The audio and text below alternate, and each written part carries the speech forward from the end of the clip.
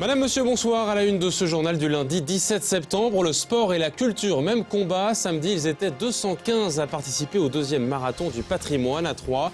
À l'occasion des journées du patrimoine, ce concept Made in Aube séduit de plus en plus. Nous avons suivi le cortège autour de plusieurs sites insolites de l'agglomération troyenne. Autre découverte à Troyes lors de ces journées du patrimoine, une usine reconvertie prochainement en logement, le site Vachette, rue de la Paix. D'ici fin 2014, les ateliers aujourd'hui désaffectés laisseront la place à des appartements et des maisons. Une présentation publique a été faite dimanche matin sur place. L'autre événement du week-end a attiré près de 30 000 personnes autour d'un plat typique qui sent bon le chou et la saucisse et se mange entre amis ou en famille. La choucroute, la 55e foire de Brienne-le-Château, a été gâtée par la météo et la gratuité totale de la foire. Reportage autour de cette spécialité auboise à la fin de ce journal. Mais d'abord, une polémique qui se termine à moitié autour de la nouvelle maison des syndicats à Troyes, pas encore inaugurée. Dans l'ancienne caserne Burnonville, certains syndicats s'y sont déjà installés, comme Force ouvrière. D'autres, comme la CFTC, vont l'intégrer le 27 septembre. La CGT, elle, va finalement leur emboîter le pas, mais à contre-cœur, car désormais, c'est nouveau, la mairie de Troyes exige un loyer de 1 € par mètre carré et par mois, d'où la grogne du syndicat, qui s'en est expliqué ce matin dans ses locaux de la rue de Guerroy, au micro de Julie Garnier. Donc, nous avons décidé d'emménager, nous n'avons pas d'autre choix, mais nous avons aussi décidé de continuer à revendiquer la gratuité, parce que la CGT estime que c'est une remise en cause de la reconnaissance d'utilité publique des organisations syndicales et de ce que l'on représente dans le pays. C'est quelque chose qu'on ne peut pas accepter. Ce n'est pas qu'une histoire d'argent, c'est surtout une histoire politique.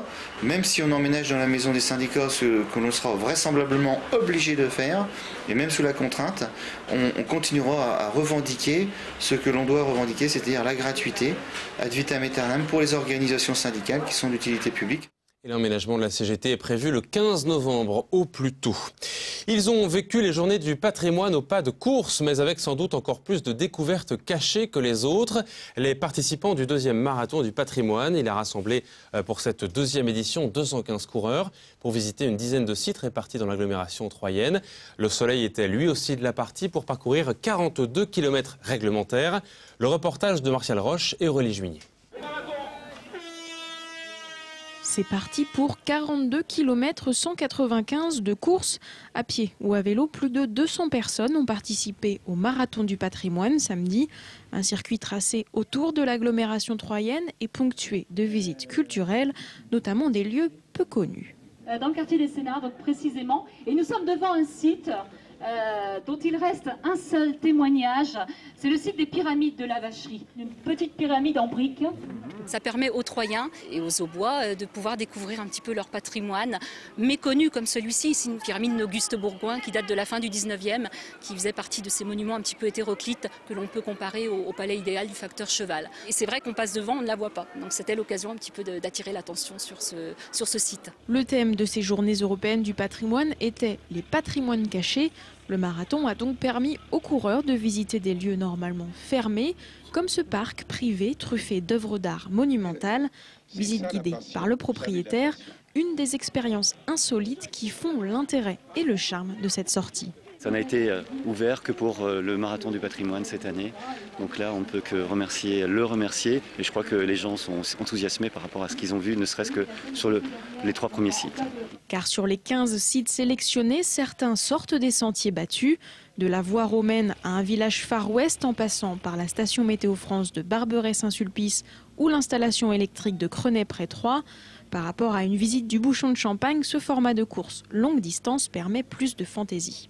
Ça nous permet, si vous voulez, de nous amuser avec la globalité de notre territoire, de notre terroir, et puis de proposer vraiment des sites très hétéroclites, différents de ce qu'on a l'habitude de faire. Donc c'est quelque part une vraie découverte pour les personnes qui nous accompagnent. D'ailleurs, certains sont devenus fidèles. 70% des inscrits de l'an dernier ont ressorti leur basket cette année.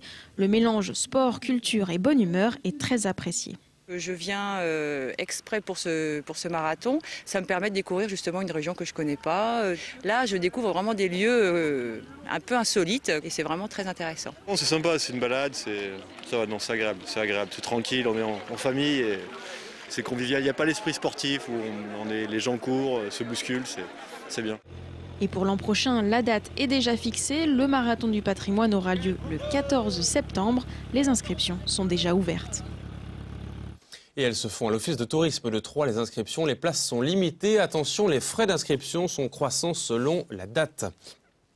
Parmi le patrimoine caché ouvert au public de manière exceptionnelle ce week-end, un lieu que les coureurs n'ont pas vu, l'ancienne usine de serrurerie Vachette rue de la Paix à Troyes. Ce bâtiment industriel est désaffecté depuis le transfert de l'entreprise à Sainte-Savie en 2010 et la friche va changer de fonction d'ici quelques mois pour se transformer en site immobilier. Les promoteurs ont ouvert l'enceinte exceptionnellement ce week-end. Reportage Martial Roche et Aurélie Junier. C'est un lieu emblématique du patrimoine industriel troyen. L'ancien site de production de l'usine Vachette va être réhabilité en 150 logements. Les locaux situés rue de la Paix vont devenir des maisons. Côté rue Brulard, des lofts. Des résidences neuves vont être aussi construites et des logements accessibles aux personnes handicapées aménagés dans un but de mixité sociale. L'intérêt d'une opération comme ça, c'est de mélanger les produits et donc mélanger également les publics. On touchera à la fois les personnes âgées, des jeunes primo-accédants sans enfants, des jeunes familles qui s'installent avec 2 ou 3 enfants puisqu'on a des maisons qui s'y prêtent très bien. Donc le but, c'est de ne pas faire un ghetto, c'est bien évidemment de mélanger tous ces gens-là. Et la salle dans laquelle on se trouve, c'est un bel exemple de ça puisqu'on la conservera. C'est une salle qui aura pour vocation de réunir à la fois la copropriété et toutes les associations qui voudront se créer dans cet ensemble qu'on va créer dans les années à venir. Les travaux devraient commencer l'an prochain. Ce week-end, à l'occasion des Journées du patrimoine, les Troyens étaient invités à découvrir ce projet baptisé le domaine d'Antoine. Pour les anciens salariés, le site de 11 000 m² ne ressemble déjà plus à une fabrique de serrures. Je l'ai déjà vu vide. Bon, ça fait toujours une petite émotion d'avoir travaillé 26 ans dans des locaux sur toute la zone et puis de les voir un peu décrépits. Maintenant, c'est plutôt bien de voir le projet et de voir que quelque part la tradition se perpétuera de l'usine et tout. C'est pas facile, mais c'est pas mal de garder l'architecture du 19e aussi.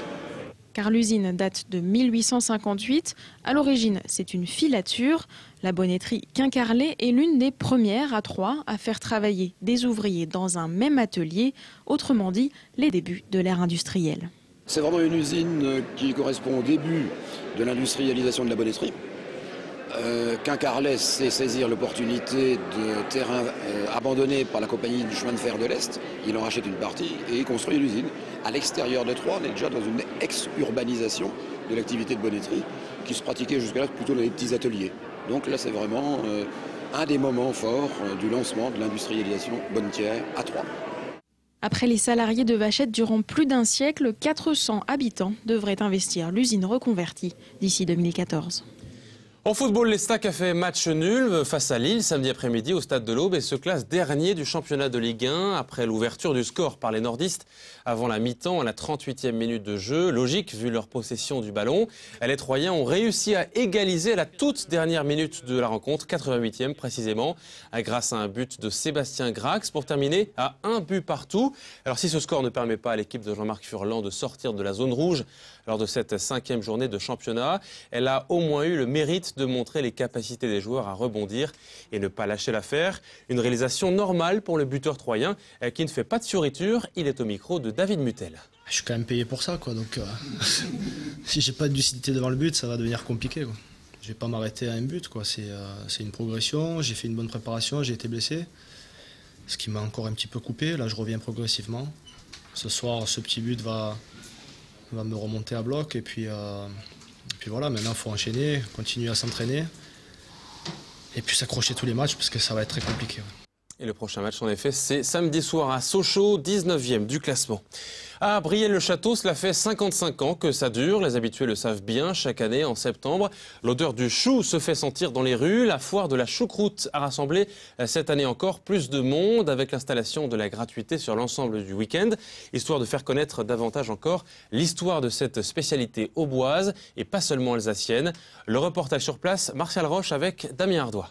Très bon appétit. 55 éditions et toujours la même recette du succès. La foire commerciale et gastronomique de Brienne a bâti sa renommée sur les 150 exposants présents pour vendre leurs produits divers, mais aussi et surtout sur la choucroute. Un juste retour des choses pour les organisateurs. L'Aube est le plus gros et le département le plus gros au niveau de la production de la choucroute. Bon, on pense toujours choucroute égale Alsace, alors que choucroute égale aussi département de l'Aube. La guéguerre gastronomique entre l'Alsace et l'Aube est gentiment déclarée. Armés de couteaux et de fourchettes, les visiteurs du week-end sont invités à déclencher les hostilités. Sur le champ de bataille, la Briennoise tient la corde. C'est quoi la choucroute briennoise? La choucroute briennoise, ouais. Ah, c'est un chou d'une qualité de label rouge déjà, qui est produit sur Brienne alentour, donc aux alentours de 5 km autour de Brienne. Et puis après, donc, la fameuse choucroute briennoise qui est faite depuis plus de 50 ans. Donc c'est du chou, des saucisses, des patates, un gros jarret, et on l'appelle soit la gargantoise. La briennoise, c'est sans le jarret. Voilà, ça fait la choucroute. Non, les Alsaciens, non, ils n'ont pas le monopole, non. Parce que la meilleure choucroute, elle est presque ici, quoi. Ici, le constat est le même partout, des Barnum en passant par la Halle. Mon père était alsacien et j'ai toujours su que le pays le plus producteur de France de choucroute, c'était Brienne. C'est là, à Brienne, la vraie terre du chou de la choucroute. La saucisse, elle ne pousse pas à Brienne, mais le chou, il pousse à Brienne. Économiquement aussi, la choucroute de Brienne-le-Château fait le poids. Les restaurateurs présents sur la foire ont parfois embauché jusqu'à une trentaine de personnes en extra, des étudiants ou des jeunes retraités pour assurer le service. C'est un moment fort et important dans notre vie professionnelle et festive. Ça représente 2 à 3 000 choucroutes servies en 3 services sur le samedi-dimanche. Et la recette fonctionne, les tables sont pleines à craquer de convives. On vient de toute l'Aube, parfois même de Belgique, pour déguster l'une des spécialités auboises. La foire à la choucroute, c'est vrai que sur le territoire, c'est un événement, je veux dire, très reconnu. Les gens viennent pour manger la choucroute. Est-ce que la choucroute est bonne? Très bonne. Très bonne? Délicieuse. Encore une fois, la foire de Brienne-le-Château n'a pas fait chou blanc. De 25 à 30 000 visiteurs sont venus ce week-end dans la capitale auboise de la choucroute. Ça donne faim, bon appétit si vous êtes à table devant une choucroute ou pas d'ailleurs. C'est la fin de ce journal, à suivre la météo grise hélas de Cécile Rich. Demain dans le journal, l'affaire Sodi Médical avec un jugement très attendu au tribunal de commerce de Troyes. Excellente soirée à tous et à demain.